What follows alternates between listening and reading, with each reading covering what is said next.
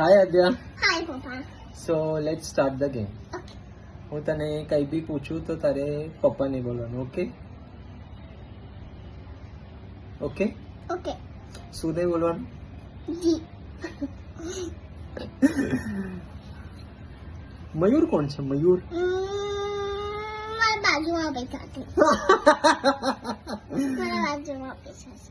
પ્રીતિ બુઆના ભાઈનું નામ શું છે? મયુર. અને એ કોણ છે તારા? જી.